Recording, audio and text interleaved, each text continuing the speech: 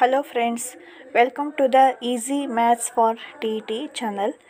ಈಗ 2021ರ psychology paper ಅಂದರೆ ಪಾರ್ಟ್ ಫಸ್ಟಲ್ಲಿ ಸೈಕಾಲಜಿ ಪೇಪರನ್ನು ನಾನು ಡಿಸ್ಕಷನ್ ಮಾಡಲಿಕ್ಕೆ ಹೋಗ್ತಾ ಇದ್ದೀನಿ. ನಿಮಗೆ already Kannada first and second ಪೇಪರಲ್ಲಿ ಏನು ರಿಲೇಷನ್ ಇರುತ್ತೆ ಅಂತಂದೇಳಿ ನಾನು ಆಲ್ರೆಡಿ ಹೇಳಿದ್ದೀನಿ. ಅದೇ ಥರ ಸೈಕಾಲಜಿಯಲ್ಲೂ ಕೂಡ ಅದೇ ಥರ ಇರುತ್ತೆ. ಯಾರು ಸೈಕಾಲಜಿಸ್ಟ್ ಏನು ಇರ್ತಾರಲ್ಲ ಅವ್ರದ್ದು ಕಲಿಕೆಯ ಮೇಲೆ ಒಂದೊಂದು ಪ್ರಶ್ನೆಗಳನ್ನು ತೆಗೆದಿರ್ತಾರೆ, ಮತ್ತು ಪಿಡಿಯಾಲಜಿ ಮೇಲೆ ಕೆಲವೊಂದು ಪ್ರಶ್ನೆಗಳು ಇರ್ತವೆ. ಅದನ್ನು ನಾನು ನಿಮಗೆ ಎಕ್ಸ್ಪ್ಲೇನ್ ಮಾಡ್ಕೊತ ಹಿಂಟ್ ಕೊಟ್ಕೊತ ಹೋಗ್ತಾ ಇದ್ದೀನಿ. ಈಗ ಮೊದಲನೇ ಪ್ರಶ್ನೆ 61ನೇ ಪ್ರಶ್ನೆಯಿಂದ ಸ್ಟಾರ್ಟ್ ಆಗುತ್ತೆ. ಯಾವಾಗಲೂ TETಯಲ್ಲಿ ಏನಾಗುತ್ತೆ ಅಂದರೆ 61ನೇ ಪ್ರಶ್ನೆ 1ರಿಂದ 30 ಕನ್ನಡ ಇರುತ್ತೆ, ನೆಕ್ಸ್ಟು 31ರಿಂದ 60 ಇಂಗ್ಲೀಷ್ ಇರುತ್ತೆ, ಪಾರ್ಟ್ ಬಿ ಯಲ್ಲಿರುತ್ತೆ. ನೆಕ್ಸ್ಟ್ ಇದು 61ರಿಂದ ನಮಗೆ ಯಾವಾಗಲೂ ಕನ್ನಡನೇ ಸೈಕಾಲಜಿ ಇರುತ್ತೆ. ಇವುಗಳಲ್ಲಿ ಮಗುವಿನ ವಿಕಾಸವನ್ನು ಸೂಚಿಸುವ ಒಂದು ಹೇಳಿಕೆ ಯಾವುದು ನೋಡ್ರಿ? ಗಾತ್ರ, ಉದ್ದ, ಎತ್ತರ ಮತ್ತು ತೂಕದಲ್ಲಿ ಹೆಚ್ಚಳ, ದೇಹದ ನಿರ್ದಿಷ್ಟ ಭಾಗಗಳಲ್ಲಿ ಆಗುವ ಬದಲಾವಣೆಗಳು, ಮಗುವಿನ ದೇಹದ ಭಾಗಗಳಲ್ಲಿನ ಬದಲಾವಣೆಗಳಲ್ಲಾದ ಒಟ್ಟಾರೆ ಬದಲಾವಣೆಗಳು. ಇದಕ್ಕೆ ಆಪ್ಷನ್ ಯಾವ್ದು ಬರುತ್ತೆ? 3 ಬರುತ್ತೆ. ನೋಡ್ರಿ, ಒಟ್ಟಾರೆ ಬದಲಾವಣೆ ನಾವು ಕೇವಲ ಗಾತ್ರವಂತ ಹೇಳೋಕ್ಕಾಗಲ್ಲ, ನಿರ್ದಿಷ್ಟ ದೇಹದ ಭಾಗಗಳಂತ ಹೇಳೋಕ್ಕಾಗಲ್ಲ, ನೆಕ್ಸ್ಟ್ ಅಳತೆ ಮಾಡಲು ಸಾಮರ್ಥ್ಯವಾಗುವ ದೇಹನು ಅಂತ ಹೇಳಕ್ಕೆ ಬರೋಂಗಿಲ್ಲ. ಹೌದಾ? ಏನು ಬರಬೇಕು? ಒಟ್ಟಾರೆ ಬದಲಾವಣೆ ಅನ್ನೋದು ಇದಕ್ಕೆ ಸರಿಯಾದ ಉತ್ತರ ಆಗುತ್ತೆ. 2ನೇ ಪ್ರಶ್ನೆ, ವಿಕಾಸವು ಯಾವಾಗಲೂ ಕೊನೆಗೊಳ್ಳುವ ಪ್ರಕ್ರಿಯೆ ಎಂಬುದನ್ನು ಸೂಚಿಸುವ ತತ್ವ. ವಿಕಾಸವು ನೋಡ್ರಿ, ಪ್ರಶ್ನೆಯನ್ನು ಒಂದ್ಸರಿ ಬಿಟ್ಟು ಇನ್ನೊಂದ್ಸರಿ ಓದ್ಕೊಳ್ರಿ. ಏನಿದೆ? ವಿಕಾಸವು ಯಾವಾಗಲೂ ಕೊನೆಗೊಳ್ಳದ ಪ್ರಕ್ರಿಯೆ. ನಾವು ಅವಸರದಲ್ಲಿ ಏನು ಮಾಡ್ತೀವಿ? ಗೊಳ್ಳದ ಅಂತ ನೋಡೋಂಗಿಲ್ಲ. ನಾವು ಪ್ರಶ್ನೆನ ಒಂದ್ಸರಿ ಬಿಟ್ಟು ಒಂದ್ಸಲ ನೋಡ್ಕೋಬೇಕು. ಏನಾಗಿರ್ತದೆ? ವಿಕಾಸನ ಅನ್ನೋದು ನಿರಂತರ ಇರುತ್ತೆ. ಬೆಳವಣಿಗೆ ಏನಾಗುತ್ತೆ? ಒಂದು ಹಂತದಲ್ಲಿ ನಿಂತು ಬಿಡುತ್ತೆ. ಆದರೆ ವಿಕಸನ ಹಾಗೆ ನಿಲ್ಲಲ್ಲ. ನಮ್ಮ ಹುಟ್ಟಿನಿಂದ ಹಿಡಿದು ಸಾಯುವವರೆಗೂ ನಮ್ಮ ಜೀವನದಲ್ಲಿ ನಾವು ವಿಕಾಸ ಹೊಂದ್ತಾ ಹೋಗ್ತೀವಿ. ಅದು ಏನಾಗಿರ್ತದೆ? ನಿರಂತರತೆಯ ತತ್ವ. ಅಂದರೆ 62ನೇದಕ್ಕೆ ಆಪ್ಷನ್ 1 ಆಗಿದೆ. ತನ್ನೊಂದಿಗೆ ಮತ್ತು ಇತರರೊಂದಿಗೆ ಬೆರೆಯುವ ಒಂದು ಮಗುವಿನ ಸಾಮರ್ಥ್ಯ. ಬೆರೆಯುವುದು ಅಂದರೆ ನೋಡ್ರಿ, ತನ್ನೊಂದಿಗೆ ಮತ್ತು ಇತರರೊಂದಿಗೆ ಕ್ವಶನ್ನಲ್ಲೇ ಆನ್ಸರ್ ಇರುತ್ತೆ ಸೈಕಾಲಜಿಯಲ್ಲಿ. ಅದೇನದು? ಸಾಮಾಜೀಕರಣ ಅಂದರೆ ಎಲ್ಲರ ಜೊತೆ ಬೆರೆಯೋದನ್ನು, ಸಮಾಜದಲ್ಲಿ ಬೆರೆಯೋದನ್ನು ನಾವೇನಂತ ಕರಿತೀವಿ? ಸಾಮಾಜೀಕರಣ ಅಂತ ಕರಿತೀವಿ. 64ನೇ ಪ್ರಶ್ನೆ, ಬೆಳವಣಿಗೆ ಮತ್ತು ವಿಕಾಸದ ಪ್ರಕ್ರಿಯೆಯಲ್ಲಿ ಸಾಮಾಜೀಕರಣದ ಅರ್ಥ. ಬೆಳವಣಿಗೆ ಮತ್ತು ವಿಕಾಸದ ಪ್ರಕ್ರಿಯೆಯಲ್ಲಿ ಅಂತ ಇದೆ. ಏನು ಬರುತ್ತೆ? ಸಮಾಜದ ನಿಯಮವನ್ನು ಸೂಕ್ತವಾಗಿ ಅರ್ಥ ಮಾಡಿಕೊಳ್ಳುವುದು, ಸ್ವನಿಯಮವನ್ನು ಸೃಜಿಸಿಕೊಳ್ಳುವುದು, ನಮ್ಮ ಸುತ್ತಲಿನ ಜನರನ್ನು ಗೌರವಿಸುವುದು ಆಗಬಹುದು. ಆದರೆ ಸಾಮಾಜಿಕ ವಾತಾವರಣಕ್ಕೆ ಹೊಂದಿಕೊಳ್ಳುವುದು ಮತ್ತು ಹೊಂದಾಣಿಕೆ ಮಾಡಿಕೊಳ್ಳುವುದು. ಸಾಮಾಜೀಕರಣ ಅಂದರೆ ಸಮಾಜದಲ್ಲಿ ನಾವು ಹೊಂದಿಕೊಳ್ಳೋದು ಆಗ್ತದೆ. 65ನೇ ಪ್ರಶ್ನೆ, ವೈಗೋಸ್ಕಿ ಅವರ ಪ್ರಕಾರ ಕಲಿವಿನ ಪ್ರಕ್ರಿಯೆಯಲ್ಲಿ ಭಾಷೆಯು ಆಲೋಚನಾ ಪ್ರಕ್ರಿಯೆಯನ್ನು ಗಾಢವಾಗಿ ಪ್ರಭಾವಿಸುತ್ತದೆ. ವೈಗೋಸ್ಕಿ ಅವರ ಪ್ರಕಾರ. 66ನೇ ಪ್ರಶ್ನೆ, ಪ್ರಗತಿಶೀಲ ತರಗತಿಗಳಲ್ಲಿ ಶಿಕ್ಷಕರು ವಿದ್ಯಾರ್ಥಿಗಳನ್ನು ಪ್ರೇರಣೆಗೊಳಿಸುವುದು. ಯಾವ ಥರ ಶಿಕ್ಷಕರು ಪ್ರೇರಣೆಗೊಳಿಸಬೇಕು ವಿದ್ಯಾರ್ಥಿಗಳನ್ನು ಅಂದರೆ, ಕಲಿವಿನ ಪ್ರಕ್ರಿಯೆಯಲ್ಲಿ ಕ್ರಿಯಾಶೀಲವಾಗಿ ಅಂತರ್ಕ್ರಿಯೆಯಲ್ಲಿ ತೊಡಗಿಸಿಕೊಳ್ಳಲು. ಕಲಿಕೆಯಲ್ಲಿ ಅವ್ರನ್ನೇನು ಮಾಡಬೇಕು? ಕ್ರಿಯಾಶೀಲರನ್ನಾಗಿ ಮಾಡಬೇಕು ತರಗತಿಯಲ್ಲಿ. ಹಾಗಾದರೆ ಕಲಿಕೆ ಏನಾಗುತ್ತೆ? ಅವರು ಮೆಂಟಲಿ ಆಂತರಿಕವಾಗಿ ಅವ್ರನ್ನೇನು ಮಾಡಬೇಕು? ನಾವು ಸದೃಢರನ್ನು ಮಾಡಿದಾಗ ಶಿಕ್ಷಣದಲ್ಲಿ ಕಲಿಕೆ ಏನಾಗ್ತತಿ? ಪ್ರೇರಣೆಗೊಳ್ಳಲಿಕ್ಕೆ ಸಹಾಯ ಆಗ್ತತಿ.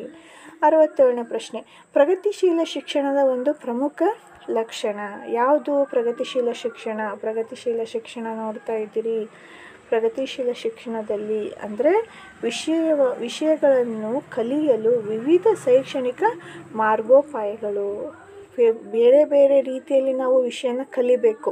ಪ್ರಾಯೋಗಿಕವಾಗಿರ್ಬೋದು, ಆಟ ಪಾಠಗಳಲ್ಲಿ ಚರ್ಚೆ ಮೂಲಕ ಹೀಗೆಲ್ಲ ಕಲಿಯೋದೇನಾಗಿರ್ತೈತಿ?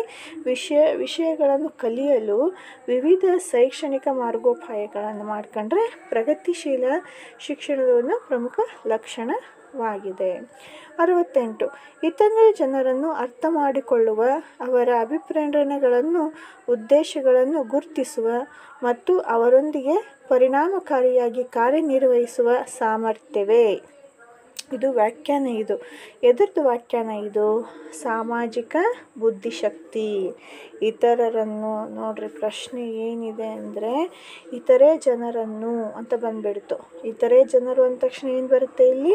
ಸಾಮಾಜಿಕ ಬುದ್ಧಿಶಕ್ತಿ ಅನ್ನೋದು ಬರ್ತದೆ. ತಾರ್ಕಿಕ ಬರೋಂಗಿಲ್ಲ, ಪರಸ್ಪರ ವ್ಯಕ್ತಿಯ ಬುದ್ಧಿಶಕ್ತಿನೂ ಬರೋಂಗಿಲ್ಲ, ಹಾಗಾಗಿ ಅಂತರ್ ವ್ಯಕ್ತಿಯ ಬುದ್ಧಿಶಕ್ತಿನೂ ಬರಲ್ಲ. ಸಾಮಾಜಿಕ ಬುದ್ಧಿಶಕ್ತಿ ಇದಕ್ಕೆ ಸರಿಯಾದ ಉತ್ತರ. ನೆಕ್ಸ್ಟ್ 69ನೇ ಪ್ರಶ್ನೆ. ಕಲಿಕಾರ್ಥಿಗಳಲ್ಲಿನ ವ್ಯಕ್ತಿ ಭಿನ್ನತೆಗಳ ಸೂಕ್ತ ಜ್ಞಾನವು ಶಿಕ್ಷಕನಿಗೆ ಏನು ಕೊಡ್ತೈತಿ? ತನ್ನ ಬೋಧನಾ ವಿಧಾನವನ್ನು ಹೊಂದಿಸಿಕೊಳ್ಳಲು ಸಹಾಯ ಮಾಡುತ್ತದೆ. ಇದಕ್ಕೆ ಆಪ್ಷನ್ನು 1. 70ನೇ ಪ್ರಶ್ನೆ. ಸಾಮರ್ಥ್ಯಾಧಾರಿತ ಗುಂಪನ್ನು ಮಾಡುವುದು ಮತ್ತು ಪಠ್ಯಕ್ರಮವನ್ನು ತರಗತಿಯ ವಿದ್ಯಾರ್ಥಿಗಳಿಗೆ ಹೊಂದಿಸಿಕೊಳ್ಳುವುದರಿಂದ ಶಿಕ್ಷಕನಿಗೆ ಆಗುವ ಒಂದು ಉಪಯೋಗ. ನೋಡ್ರಿ, ಸಾಮರ್ಥ್ಯಾಧಾರಿತ ಅಂದರೆ ಮಗು ಯಾವುದನ್ನು ಕಲೀಲಿಕ್ಕೆ ಸರಿಯಾಗಿದ್ದಾನೆ ಅದು ಪಠ್ಯಕ್ರಮ. ಅದರಿಂದ ಶಿಕ್ಷಕನಿಗಾಗುವ ಉಪಯೋಗ ಏನು ಉಪಯೋಗ ಆಗ್ತದಂದ್ರೆ ಪ್ರತಿಭಾವಂತ ಮಕ್ಕಳ ಅಗತ್ಯತೆಗಳಿಗೆ ಸ್ಪಂದಿಸಬಹುದು. ನೋಡ್ರಿ, ಒಳ್ಳೆಯ ಪಠ್ಯಕ್ರಮ ಇತ್ತಂದರೆ ಆ ಪ್ರತಿಭಾನ್ವಿತ ಮಕ್ಕಳು ಏನು ಮಾಡಿಬಿಡ್ತಾರೆ? ಅದನ್ನ ಚೆನ್ನಾಗಿ ಕ್ಯಾಚ್ ಮಾಡ್ಕೊತಾರೆ. ನೆಕ್ಸ್ಟ್ ಪ್ರಶ್ನೆಗೆ ಹೋಗೋಣ. 71ನೇ ಪ್ರಶ್ನೆ. ಲಿಂಗ ಪಕ್ಷಪಾತವನ್ನು ತರಗತಿಗಳಲ್ಲಿ ಕಡಿಮೆಗೊಳಿಸುವ ಒಂದು ಕ್ರಮ. ಅಂದರೆ ಲಿಂಗ ತಾರತಮ್ಯ, ಹೆಣ್ಣು ಗಂಡು, ಹೆಣ್ಮಕ್ಳು ಮಾಡಬೇಕು ಮಾಡಬಾರ್ದು ಅನ್ನೋದೆಲ್ಲ ನಡೀತಾ ಇರುತ್ತೆ. ಅದು ಬರಬಾರ್ದು. ಹೆಣ್ಣು ಮತ್ತು ಗಂಡು ಮಕ್ಕಳಿಗೆ ವಿಭಿನ್ನ ಕಾರ್ಯವನ್ನು ವಹಿಸುವುದು, ಇದು ಮತ್ತು ಪ್ರತ್ಯೇಕ ಮಾಡ್ತಾರೆ. ಗಂಡಸರು ಮತ್ತು ಹೆಂಗಸರು ಇಬ್ಬರ ಉದಾಹರಣೆಗಳನ್ನು ನೀಡುವುದು, ಇದೂ ಸರಿಯೇ. ಆದರೆ ಹುಡುಗಿಯರಿಗೆ ಒಂದೇ ರೀತಿಯ ಶೈಕ್ಷಣಿಕ ಕಾರ್ಯವನ್ನು ನೀಡುವುದು, ಬೇರೆ ಬೇರೆ ನೀಡೋದ್ರಿಂದ ಅವರಲ್ಲಿ ಏನು ಬರಲ್ಲ? ಪಕ್ಷಪಾತ ಬರಲ್ಲ. ಒಂದೇ ಕೊಡಬೇಕು ಅವರಿಗೆ. ಹಾಗಿದ್ರೆ ಮಾತ್ರ ಅವರಿಗೆ ಪಕ್ಷಪಾತ ಮಾಡೋ ಅನುಭವ ಅವರಿಗೆ ಬರಲ್ಲ. ವಿದ್ಯಾರ್ಥಿಗಳ ಮೌಲ್ಯಮಾಪನದ ಒಂದು ಪ್ರಮುಖ ಅಂಶ ಯಾವುದು? ಸಮಗ್ರ ಕಲಿಕೆಯನ್ನು ತಿಳಿಯುವುದು. ಇಲ್ಲಿ ನೋಡ್ರಿ, ಮೌಲ್ಯಮಾಪನ ಅಂದ್ರೆ ಸಮಗ್ರ ಕಲಿಕೆ ಆಗಿರ್ತದೆ. ಕಲಿಕೆ ಆದ ನಂತರನೇ ನಾವು ಏನು ಮಾಡ್ತೀವಿ? ಮೌಲ್ಯಮಾಪನ ಮಾಡ್ತೀವಿ. ಇದು ಒಂದು ನಿರ್ದಿಷ್ಟ ಹಂತದಲ್ಲಿ ಶೈಕ್ಷಣಿಕ ಕಾರ್ಯಕ್ರಮತೆಯನ್ನು ನಿರ್ಧರಿಸುವುದು, ಇದು ಬರೋದಿಲ್ಲ. ಉನ್ನತ ಕಲಿಕೆಯನ್ನು ಉತ್ತೇಜಿಸುವುದು ಅಲ್ಲ. ಅದು ಫಸ್ಟ್ ಕಲಿಕೆ ಆಗಬೇಕಲ್ಲ, ಆವಾಗ ಮಾತ್ರ ಮೌಲ್ಯಮಾಪನಗಳನ್ನು ಮಾಡ್ತೀವಿ. ನೆಕ್ಸ್ಟ್ ಪ್ರಶ್ನೆ ಹೋಗೋಣ. 73ನೇ ಪ್ರಶ್ನೆ. ಅಪೇಕ್ಷಿತ ಕಲಿಕೆಯ ಗುರಿಗಳಿಗೆಡೆಗಿನ ವಿದ್ಯಾರ್ಥಿಗಳ ಪ್ರಗತಿಯನ್ನು ಖಚಿತಪಡಿಸಿಕೊಳ್ಳಲು ಶಿಕ್ಷಕರು ಮೌಲ್ಯಾಂಕನ ಮಾಡಬೇಕಾದ ಅಂಶ. ಅಪೇಕ್ಷಿತ ಕಲಿಕೆಯ ಗುರಿಗಳೆಡೆಗಿನ ವಿದ್ಯಾರ್ಥಿಗಳ ಪ್ರಗತಿಯನ್ನು ಖಚಿತಪಡಿಸಿಕೊಳ್ಳಲು ಶಿಕ್ಷಕರು ಮೌಲ್ಯಮಾಪನ ಮಾಡಬೇಕಾದ ಅಂಶ. ಪ್ರಗತಿಯನ್ನು ಖಚಿತಪಡಿಸಿಕೊಳ್ಳಲು ಅಂದರೆ ಅವನಿಗೆ ಕಲ್ತಿದ್ದಾನೆ ಇಲ್ಲ ಅನ್ನೋದನ್ನ ನಾವು ಯಾವುದ್ರ ಮೂಲಕ ಕಲ್ಕೊತೀವಿ? ಒದಗಿಸಿದ ಕಲಿವಿನ ಅನುಭವಗಳ ಪರಿಣಾಮಕಾರತೆ. ಅವನಿಗೇನು ನಾವು ಕೊಟ್ಟಿರ್ತಾವಲ್ಲ ವಿಷಯ ವಸ್ತು, ಅದನ್ನು ಅವನು ಕಲ್ತಿದ್ದಾನೋ ಇಲ್ಲ ಅನ್ನೋದ್ರ ಮೇಲೆ ನಮಗೆ ಅವನ ಕಲಿಕೆ ಆಗಿದೆ ಇಲ್ಲ ಅನ್ನೋದು ಗೊತ್ತಾಗ್ತದೆ. ಪ್ರಗತಿ ಖಚಿತಪಡಿಸ್ಕೊಳ್ಳೋದು ಆಗಿದೆ. 74ನೇ ಪ್ರಶ್ನೆಗೆ ಹೋಗೋಣ. ಕಲಿಕೆಗಾಗಿ ಮೌಲ್ಯಾಂಕನದಲ್ಲಿನ ಮುಖ್ಯ ಕೇಂದ್ರಿತ ಅಂಶ ಅಸೆಸ್ಮೆಂಟ್ ಫಾರ್ ಲರ್ನಿಂಗ್ ಅಂತ ಇದೆ. ಇದಕ್ಕೆ ಸರಿಯಾದ ಉತ್ತರ ಎಲ್ಲ ವಿದ್ಯಾರ್ಥಿಗಳ ಪ್ರಸ್ತುತ ಕಲಿಕೆಯನ್ನು ಉತ್ತಮಪಡಿಸುವುದು. ಅವರ ಕಲಿಕೆಯನ್ನು ಏನು ಮಾಡೋದು? ಉತ್ತಮಪಡಿಸುವುದು ಆಗಿದೆ. ನೆಕ್ಸ್ಟು 75ನೇ ಪ್ರಶ್ನೆ. ಶಾಲಾ ಆಧಾರಿತ ಮೌಲ್ಯಾಂಕನದ ಒಂದು ಪ್ರಮುಖ ಲಕ್ಷಣ, ಅದು ಮೌಲ್ಯಾಂಕನವನ್ನು ನಿರಂತರವಾಗಿಸುತ್ತದೆ. ನೋಡ್ರಿ, ಇದೇ ಮೌಲ್ಯಮಾಪನದ ಮೇಲೆ 3 ಪ್ರಶ್ನೆಗಳು ಬಂದಿದ್ದವು.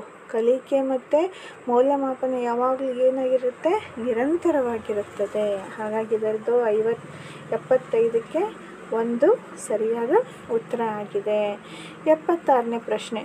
ಕಲ್ಪನೆಗಳು, ವಸ್ತುಗಳು ಅಥವಾ ಸಮಸ್ಯೆಗೆ ಪರಿಹಾರಗಳನ್ನು ನವೀನವಾಗಿ, ಸೂಕ್ತವಾಗಿ ಮತ್ತು ಉಪಯುಕ್ತವಾಗುವಂತೆ ಉತ್ಪನ್ನಗೊಳಿಸುವ ಒಂದು ಮಗುವಿನ ಸಾಮರ್ಥ್ಯವೇ ಕ್ರಿಯಾಶೀಲತೆ. ಒಂದು ಮಗುವಿನ ಸಾಮರ್ಥ್ಯವೇ ಏನು?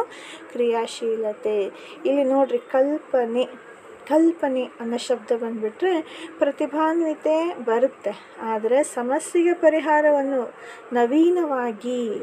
ನವೀನವಾಗಿ ಅಂದರೆ ಮನೋಧೋರಣೆನೂ ಬರಲ್ಲ. ಮನೋಧೋರಣೆಗಿಂತ ಕ್ರಿಯಾಶೀಲರಾಗಿರಬೇಕು. ಮಗುವಿನ ಯಾವ ಸಾಮರ್ಥ್ಯನ ತೋರಿಸ್ತದೋ?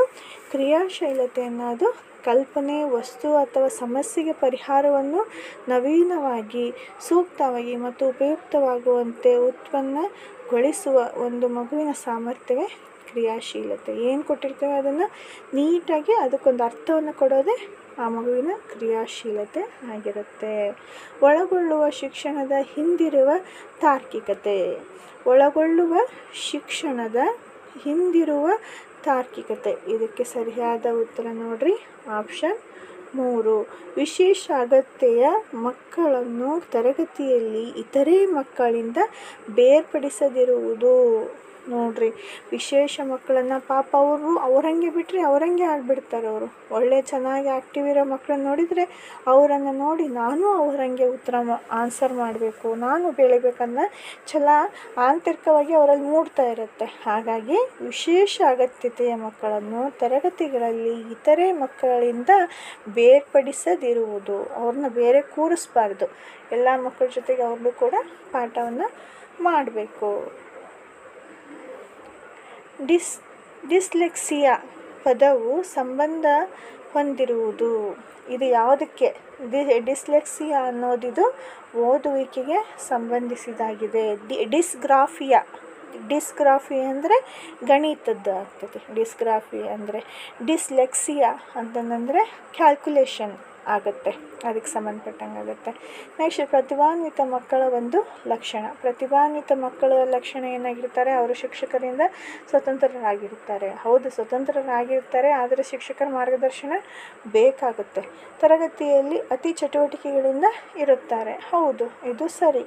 ಆದರೆ ತೀರ್ಮಾನವನ್ನು ಸ್ವತಂತ್ರವಾಗಿ ತೆಗೆದುಕೊಳ್ಳುತ್ತಾರೆ. ಹೌದು, ಆದರೆ ಅವರು ಬಹಿರ್ಮುಖಿ ಸ್ವಭಾವ ಅಂದರೆ ಎಲ್ಲದಕ್ಕೂ ಅವ್ರು ಏನಾಗಿರ್ತಾರೆ? ಅವರು ಕಟ್ಟು ಬಿದ್ದಿರ್ತಾರೆ. ಈ ಬಹಿರ್ಮುಖಿಯೊಳಗೆ ಇವೆಲ್ಲ ಅಂಶಗಳು ಬರ್ತವು. ಹಾಗಾಗಿ 79ಕ್ಕೆ ಸರಿಯಾದ ಉತ್ತರ ಯಾವುದು ಬರುತ್ತೆ? ಆಪ್ಷನ್ 4. 80ನೇ ಪ್ರಶ್ನೆ, ಜ್ಞಾನಾತ್ಮಕ ಚಟುವಟಿಕೆಯ ಪ್ರಕ್ರಿಯೆಯಾಗಿ ಆಲೋಚನೆಯು. ಜ್ಞಾನಾತ್ಮಕ ಚಟುವಟಿಕೆಯ ಪ್ರಕ್ರಿಯೆಯಾಗಿ ಆಲೋಚನೆಯು. ನೋಡಿರಿ, ಜ್ಞಾನಾತ್ಮಕ ಚಟುವಟಿಕೆ. ನೀವು ಪ್ರಶ್ನೆಯಲ್ಲಿ ಮೇನ್ ಪಾಯಿಂಟನ್ನು ಈ ಥರ ಅಂಡರ್ಲೈನ್ ಮಾಡ್ಕೊಂಬಿಡಿ.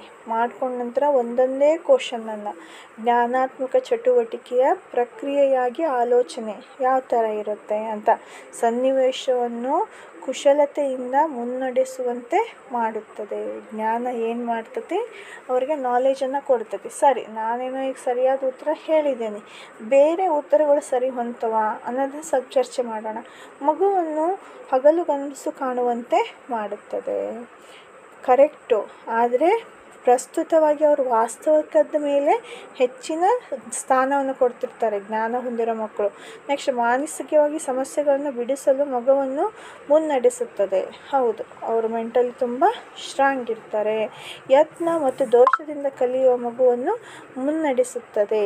ಅದಕ್ಕೆಲ್ಲ ಉನ್ನತವಾಗಿ ಯಾವುದು ಬರ್ತದೆ ಅಂದರೆ ಸನ್ನಿವೇಶವನ್ನು ಕುಶಲತೆಯಿಂದ ಮುನ್ನಡೆಸುವಂತೆ ಮಾಡುತ್ತದೆ. ಪ್ರಸ್ತುತವಾಗಿ ಅವರಿಗೆ ಒಂದೊಂದು ಇವೆಲ್ಲ ನಿರ್ದಿಷ್ಟ ಆಗ್ತವೆ. ಮಾನಸಿಕ ಅನ್ನೋದು ನಿರ್ದಿಷ್ಟ ಆಗ್ತದೆ, ಯತ್ನ ಮತ್ತು ದೋಷ ನಿರ್ದಿಷ್ಟ ಆಗ್ತದೆ. ಆದರೆ ಇದು ಎಲ್ಲ ಕಡೆಯಿಂದ ಸಾರ್ವಭೌಮಿಕವಾಗಿ ಸನ್ನಿವೇಶವನ್ನು ಕುಶಲತೆಯಿಂದ ಯಾವುದೇ ಸಂದರ್ಭ ಕೊಟ್ಟರು ಅವರು ನಿಭಾಯಿಸ್ಕೊಂಡು ಹೋಗ್ತಾರೆ ಅನ್ನೋದು ಈ ಪ್ರಶ್ನೆಯ ಅರ್ಥವಾಗಿದೆ. ಒಂದು ಮಗುವಿನ ನಿರ್ದಿಷ್ಟ ಹಂತದಲ್ಲಿ ಆಲೋಚಿಸುವ ಮತ್ತು ಕಲಿಯುವ ಕೌಶಲ್ಯವನ್ನು ಬೆಳೆಸಿಕೊಳ್ಳುತ್ತದೆ. ಇದರ ಸೂಚಕ ನೋಡ್ರಿ, ಒಂದು ಮಗು ನಿರ್ದಿಷ್ಟ ಹಂತದಲ್ಲಿ ಆಲೋಚಿಸುವ ಮತ್ತು ಕಲಿಯುವ ಕೌಶಲ್ಯವನ್ನು ಬೆಳೆಸಿಕೊಳ್ಳುತ್ತದೆ. ನಿರ್ದಿಷ್ಟ ಹಂತದಲ್ಲಿ, ಯಾವ ಹಂತದಲ್ಲಿ? ಚಿತ್ರವನ್ನು ನೋಡಿ ಕಥೆಯನ್ನು ಹೇಳುವುದು, ದೈಹಿಕವಾಗಿ ಬೆಳೆಯುವುದು, ಹೊಸ ಸನ್ನಿವೇಶಗಳಿಗೆ ಹೊಂದಿಕೊಳ್ಳುವುದು, ವಯಸ್ಕರ ಪ್ರಶ್ನೆಗಳಿಗೆ ಉತ್ತರಿಸುವುದು. ಇದಕ್ಕೆ ಸರಿಯಾದ ಉತ್ತರ ಏನು ಬರುತ್ತೆ ಅಂದರೆ ಹೊಸ ಸನ್ನಿವೇಶಗಳಿಗೆ ಹೊಂದಿಕೊಂಡು ಅದನ್ನು ಲೀಡ್ ಮಾಡ್ಕೊತ ಹೋಗ್ತದೆ ನಿರ್ದಿಷ್ಟ ಹಂತಗಳಲ್ಲಿ ಬೆಳೀತಾ ಹೋದಂಗೆ. ಮಕ್ಕಳ ಕಲಿಕೆಯ ಸಾಮರ್ಥ್ಯವನ್ನು ಪ್ರಭಾವಿಸುವ ಒಂದು ಅಂಶ. ಕಲಿಕೆ ಸಾಮರ್ಥ್ಯವನ್ನು ಯಾವುದು ಪ್ರಭಾವಿಸ್ತತಿ? ಶಾಲಾ ಪಠ್ಯಕ್ರಮ ಪಠ್ಯವಸ್ತು ನಿಮಗೆ ಸರಿ ಅನಿಸುತ್ತೆ, ಹೌದು, ಅದು ನಿಜ. ಶಿಕ್ಷಕರ ಮನೋಧೋರಣೆ ಮತ್ತು ವರ್ತನೆ, ಹೌದು, ಮನೋಧೋರಣೆನೂ ಆಗ್ತತಿ. ಶಾಲೆಯಲ್ಲಿನ ಶಿಸ್ತು, ಅದು ಕೂಡ ಸಂಬಂಧಪಡ್ತತಿ. ಆದರೆ ಕಲಿಕೆಯ ಸಾಮರ್ಥ್ಯವನ್ನು ಪ್ರಭಾವಿಸುವುದು ಆಕಾಂಕ್ಷೆ ಮತ್ತು ಪ್ರೇರಣೆಯ ಮಟ್ಟ. ಅಂದರೆ ನಮಗೆ ಕಲಿಬೇಕನ್ನೋ ಆಸಕ್ತಿ. ಈ ಶಿಕ್ಷಕರು ಚೆನ್ನಾಗಿದ್ದರೂ ಏನಿಲ್ಲ, ಶಾಲೆ ಚೆನ್ನಾಗಿದ್ದರೂ ಏನಿಲ್ಲ, ಪುಸ್ತಕ ಚೆನ್ನಾಗಿದ್ದರೂ ಏನಿಲ್ಲ, ಆದರೆ ಮಕ್ಕಳಲ್ಲಿ ಬೇಕಲ್ಲ ಕಲಿಬೇಕನ್ನೋದು, ಆವಾಗ ಮಾತ್ರ ಏನಾಗ್ತತಿ, ಕಲಿಕೆಯ ಸಾಮರ್ಥ್ಯ ಪ್ರಭಾವಿಸುತ್ತದೆ ಅಂತ ಹೇಳ್ಬೋದು. ನೆಕ್ಸ್ಟ್, ಕಲಿಕೆಯಿಂದಾಗುವ ವರ್ತನೆಯಲ್ಲಿನ ಬದಲಾವಣೆಗಳು. ಏನೇನು ಬದಲಾವಣೆ ಆಗ್ತವೆ? ತಾರ್ಕಿಕ, ನೆಕ್ಸ್ಟು ಸಾಪೇಕ್ಷವಾಗಿ ಶಾಶ್ವತವೂ ಅಲ್ಲ, ತಾರ್ಕಿಕವೂ ಅಲ್ಲ, ಆಗಾಗ್ಗೆ ಬದಲಾವಣೆಗೆ ಒಳಗಾಗುತ್ತಿರುತ್ತದೆ. ನೋಡಿರಿ, ಕಲಿಕೆ ಹೇಗಾಗ್ತಾ ಇರ್ತದೆ ಅಂದರೆ, ನಮ್ಮ ಕಲಿಕೆ ಆಗಾಗ ಬದಲಾವಣೆಗೆ ಒಳಗಾಗ್ತಾ ಇರ್ತತಿ. ಅಂದರೆ ನಾವು ಈ ಥರ ಹೇಳಿದರೆ ಹಿಂಗೂ ಇರ್ಬೋದು. ಒಟ್ಟು ಒಂದು ಸಲ ಹಿಂಗೆ ಕಲ್ತಿದ್ದೀವಿ ಅಂತಂದರೆ ಶಾಶ್ವತ ಆಗಿರೋಂಗಿಲ್ಲ. ಆ ಕಲಿಕೆ ಏನಾಗ್ತತಿ, ಮುಂದುವರ್ಕಂತ ಹೋಗ್ತತಿ. ಒಂದು ಸಣ್ಣದೊಂದು ನಿದರ್ಶನ ಹೇಳ್ಬೇಕಂದ್ರೆ, ನಾವು ಚಿಕ್ಕವರಿದ್ದಾಗ ಕಾಗೆ ಏನಾಗ್ತಿತ್ತು, ಕಾಗೆ ಹೂಸಿ ಕಲ್ಲು ಹಾಕಿ ನೀರು ಮೇಲೆ ಬರ್ತಿತ್ತು, ಕುಡಿದು ಹೋಗ್ತಾಯಿತ್ತು ಅಂತ ಹೇಳ್ತಿದ್ವಿ. ಅದನ್ನು ಹಂಗೆ ಕಲಿಸ್ಬಿಟ್ಟಿದ್ರು. ಈಗ ಏನು ಮಾಡ್ತಿದ್ದಾರೆ ಅಂದರೆ, ಮಕ್ಕಳೆಲ್ಲ LKG UKG ಮಕ್ಕಳು ಕೇಳಿದರೆ ಆ ಕಡೆ ಈ ಕಡೆ ನೋಡ್ತಂತೆ, ಕಾಗೆಗೆ ಸ್ಟ್ರಾ ಕಾಣಿಸ್ತಂತೆ, ಸ್ಟ್ರಾ ತೊಗೊಂಡು ನೀರು ಕುಡಿದು ಹಾರ್ಕೊಂಡು ಹೋಯ್ತಂತೆ. ಈಗ ನೋಡಿರಿ ಹೇಗೆ ಕಲಿಕೆ ಬದಲಾಗ್ತದಲ್ಲ, ಹಾಗೆ ವರ್ಷದಿಂದ ವರ್ಷಕ್ಕೆ ಹಿಂಗೆ ಚೇಂಜ್ ಆಗ್ತಾ ಇರುತ್ತೆ. ಕಲಿಕೆಯಲ್ಲಿ ಬೇರೆ ಬೇರೆ ಪರಿಣಾಮಗಳು ಬೀರ್ತಾ ಇರ್ತವೆ. ನೆಕ್ಸ್ಟ್ 84ನೇ ಪ್ರಶ್ನೆ ಬರ್ರಿ. ಒಂದು ಮಗು ಸಮಸ್ಯೆ ಪರಿಹಾರ ಕ್ರಮದಿಂದ ಪರಿಕಲ್ಪನೆ ಒಂದನ್ನು ಕಲಿಯಲು ಪ್ರೇರಣೆಗೊಂಡಿದೆ. ಇಲ್ಲಿ ಮಗುವಿನ ಕಲಿಕೆಯ ಮೊದಲ ಹಂತ ಯಾವುದು? ಮೊದಲನೇ ಹಂತ ಫಸ್ಟ್ ನೋಡ್ರಿ, ಯಾವುದೇ ಕಲಿಕೆ ಆಗಬೇಕಂದ್ರೆ ಫಸ್ಟು ಸಂಗ್ರಹಿಸ್ತೇವೆ. ಏನು ಸಂಬಂಧಿಸಿದ ಮಾಹಿತಿಯನ್ನು ಸಂಗ್ರಹಿಸ್ತಾರೆ, ಆಮೇಲೆ ಪರಿಶೀಲನೆ ಮಾಡ್ತಾರೆ, ಆಮೇಲೆ ವಿಶ್ಲೇಷಣೆಯನ್ನು ಮಾಡ್ತಾರೆ, ಕೊನೆಯದಾಗಿ ಪರಿಹಾರವನ್ನು ಪಡಿತಾರೆ. ಹಾಗಿದ್ರೆ ಪ್ರಥಮವಾಗಿ ಏನು ಮಾಡ್ತಾರೆ, ಪರಿಕಲ್ಪನೆಯನ್ನು ಸಂಗ್ರಹಿಸ್ತಾರೆ, ಏನು ಬೇಕು ಅನ್ನೋದನ್ನ ಸಂಗ್ರಹಿಸ್ಕೊತಾರೆ. 85ನೇ ಪ್ರಶ್ನೆ. ಮಕ್ಕಳು ಒಂದು ವಿಷಯವನ್ನು ಪರಿಣಾಮಕಾರಿಯಾಗಿ ಕಲಿಯುವುದು. ಯಾವುದನ್ನು ಕಲಿತಾರೆ ಮಕ್ಕಳು ಪರಿಣಾಮಕಾರಿ ಅಂದರೆ, ಕಲಿಕಾ ವಿಷಯವನ್ನು ಉತ್ತಮವಾಗಿ ಆಯೋಜಿಸಿದಾಗ ಅವ್ರೇನು ಮಾಡ್ತಾರೆ, ಅವರ ಕಲಿಕೆಯನ್ನು ಉತ್ತಮವಾಗಿ ಕಲಿತಾರೆ. ಕಲಿಬೇಕಾಗಿರೋದನ್ನು ಉತ್ತಮವಾಗಿ ಕಲಿತಾರೆ. ಏನು? ಉತ್ತಮವಾಗಿ ಆಯೋಜಿಸಿದಾಗ. ಒಂದು ವಿಷಯವನ್ನು ಪರಿಣಾಮಕಾರಿ ಯಾವಾಗ ಕಲಿತಾರೆ ಅಂದರೆ, ಅವರು ಉತ್ತಮವಾಗಿ ಆಯೋಜಿಸಿದಾಗ. ನಾವು ಪರಿಣಾಮಕಾರಿಯಾಗಿ ಪಾಠ ಮಾಡಿದಾಗ ಕಲಿಕೆ ಏನಾಗಿರ್ತದೆ, ಶಾಶ್ವತವಾಗಿ ಅವ್ರ ತಲೆಯಲ್ಲಿ ಉಳಿಯುತ್ತೆ. 86ನೇ ಪ್ರಶ್ನೆ. ಕಲಿವಿನ ಸಾಮಾಜಿಕ ಸಂದರ್ಭವು ಒಳಗೊಳ್ಳುವ ಅಂಶ. ಯಾವುದನ್ನು ಒಳಗೊಂಡಿರ್ತದೆ? ಸಾಮಾಜಿಕ ಸಂದರ್ಭವು ಅಂದರೆ ಸಾಂದರ್ಭಿಕ ಜ್ಞಾನವನ್ನು ಪಡೆದುಕೊಳ್ಳುವುದು. ಆ ಸಂದರ್ಭ, ಸಮಾಜದ ಸಂದರ್ಭ ಏನು ಕೊಡ್ತದೋ ಸಾಂದರ್ಭಿಕ ಜ್ಞಾನವನ್ನು ಕೊಡುತ್ತದೆ. ಪ್ರಶ್ನೆಯನ್ನು ಓದ್ಕೊಂಡು ಪ್ರಶ್ನೆಯಲ್ಲಿಯೇ ಉತ್ತರವನ್ನು ಹುಡುಕೋ ಪ್ರಯತ್ನವನ್ನು ಸೈಕಾಲಜಿಯಲ್ಲಿ ಮಾಡಿದರೆ ಖಂಡಿತವಾಗಿ ನಾವು 30ಕ್ಕೆ 30 ಮಾರ್ಕ್ಸನ್ನು ತಗೊಳ್ಳಿಕ್ಕೆ ಸಹಾಯಕ ಆಗ್ತದೆ. ಅರ್ಥಪೂರ್ಣ ಕಲಿಕೆ ಉಂಟಾಗುವುದು. ಅರ್ಥಪೂರ್ಣ ಕಲಿಕೆ ಯಾವಾಗ ಉಂಟಾಗ್ತದೆ ಅಂದ್ರೆ, ವೈಯಕ್ತಿಕ ಅನುಭವಗಳಿಂದ ಜ್ಞಾನ ರಚನೆಗಳು ಕ್ರಿಯಾಶೀಲವಾಗಿ ಸೃಷ್ಟಿಸಿದಾಗ ನಮಗೆ ಅರ್ಥಪೂರ್ಣ ಕಲಿಕೆ ಉಂಟಾಗುತ್ತದೆ. 88ನೇ ಪ್ರಶ್ನೆ. ಬಾಹ್ಯ ಪ್ರೇರಣೆಗಳಿಗೆ ಒಂದು ಉದಾಹರಣೆ. ಯಾವುದು ಬಾಹ್ಯ ಪ್ರೇರಣೆಗೆ ಒಂದು ಉದಾಹರಣೆ ಅಂತಂದರೆ, ಶಿಕ್ಷಕರು ಪ್ರತಿ ಮನೆ ಕೆಲಸಕ್ಕೆ ಅಂಕವನ್ನು ನೀಡುತ್ತಾರೆ ಎಂಬುದರಿಂದ ಒಂದು ಮಗು ಮನೆ ಕೆಲಸವನ್ನು ಮಾಡುವುದು. ಈಗೆಲ್ಲ ಅದಕ್ಕೆ ಏನು ಮಾಡಿಬಿಟ್ಟಿದ್ದಾರೆ ಅಂದರೆ, ಇಂಟರ್ನಲ್ಸ್ಗಳನ್ನ ಕೊಟ್ಬಿಟ್ಟಿದ್ದಾರೆ. ಇಂಟರ್ನಲ್ಸ್ ಅಂತಂದು ಹೇಳಿದರೆ ಅಸೆಸ್ಮೆಂಟಿಗೆ ಅಂತೇಳಿ ಡಿವೈಡ್ ಮಾಡಿಬಿಟ್ಟಿದ್ದಾರೆ. ಅಸೆಸ್ಮೆಂಟ್ ಅಂದರೆ ಒಂಥರ ಮನೆ ಕೆಲಸ ಇದ್ದಂಗೆ ಅದು, ಅದಕ್ಕೆಲ್ಲ. ಹಾಗಾಗಿ ಮನೆ ಕೆಲಸಕ್ಕೆ ಅಂಕಗಳನ್ನು ಕೊಟ್ಟರೆ ಏನು ಮಾಡ್ತಾರೆ, ಬಾಹ್ಯ ಪ್ರೇರಣೆಯಿಂದ ಮಾರ್ಕ್ಸ್ ಚೆನ್ನಾಗಿ ಹಾಕ್ತಾರೆ ನಮಗೆ ಅಂದ್ಕೊಂಡು ಏನು ಮಾಡ್ತಾರೆ, ಮಕ್ಕಳು ಕಲಿಕೆಯಲ್ಲಿ ಪ್ರೋತ್ಸಾಹವನ್ನು ಹೊಂದ್ತಾರೆ. 89ನೇ ಪ್ರಶ್ನೆ. ಕಲಿಕೆಯ ಜ್ಞಾನಾತ್ಮಕ ಮನೋವಿಜ್ಞಾನದ ಕೇಂದ್ರಿತ ಅಂಶ. ಮಾನಸಿಕ ಪ್ರಕ್ರಿಯೆಗಳು ಮತ್ತು ಜ್ಞಾನದ ರಚನೆ. ಕಲಿಕೆಯ ಜ್ಞಾನಾತ್ಮಕ ಮನೋವಿಜ್ಞಾನ ಕೇಂದ್ರಿತ ಅಂಶ ಯಾವುದಾಗ್ತದಂದ್ರೆ ಜ್ಞಾನ ಮನೋವಿಜ್ಞಾನ ಅನ್ನೋದು ಬಂತಿಲ್ಲಿ. ಮನೋವಿಜ್ಞಾನ ಅಂದರೆ ಇದಕ್ಕೆ ನೇರವಾಗಿ ನಾವು ಎಲ್ಲಿ ಹೋಗ್ತೀವಿ, ಮಾನಸಿಕ ಪ್ರಕ್ರಿಯೆಗಳು ಮತ್ತು ಜ್ಞಾನದ ರಚನೆಗೆ ಹೋಗಬೇಕು. ಕಲಿಕೆಯನ್ನು ಪ್ರಭಾವಿಸುವ ಒಂದು ವೈಯಕ್ತಿಕ ಅಂಶ. ಕಲಿಕೆಯನ್ನು ಪ್ರಭಾವಿಸುವ ಒಂದು ವೈಯಕ್ತಿಕ ಅಂಶ ಯಾವುದಂದರೆ ಸಿದ್ಧತೆ ಮತ್ತು ಇಚ್ಛಾಶಕ್ತಿ. ಕಲಿಕೆಯನ್ನು ಪ್ರಭಾವಿಸುವ ಒಂದು ವೈಯಕ್ತಿಕ ಸಿದ್ಧತೆ ಮತ್ತು ಇಚ್ಛೆ. ಇಲ್ಲಿ ನೋಡ್ಕೊಂಡ್ಬಿಟ್ರೆ ವೈಯಕ್ತಿಕ ಅನ್ನೋದು ಇಚ್ಛೆಗೆ ಸಂಬಂಧಪಟ್ಟಿರುತ್ತದೆ. ಇವೆಲ್ಲ ಚಿಕ್ಕ ಚಿಕ್ಕ ಹಿಂಟ್ಗಳನ್ನು ಹೇಳ್ಕೊತಾ ಹೋಗ್ತಿದ್ದೀನಿ ನಾನೀಗ. ಇದೇ ಥರ ಪ್ರಶ್ನೆ ಪತ್ರಿಕೆಯಲ್ಲಿ ಕ್ವಶನ್ಗೂ ಮತ್ತು ಆನ್ಸರ್ಗೂ ಈ ಥರ ಚಿಕ್ಕ ಲಿಂಕಲ್ಲೇ ನಾವು ಆನ್ಸರನ್ನು ಹುಡ್ಕೊಂಡ್ರೆ ಸ್ವಲ್ಪ ಸೈಕಾಲಜಿಯಲ್ಲಿ ಚೆನ್ನಾಗಿ ಮಾರ್ಕ್ಸ್ ತೊಗೋಬೋದು ಅಂತ ನನ್ನ ಅನಿಸಿಕೆ.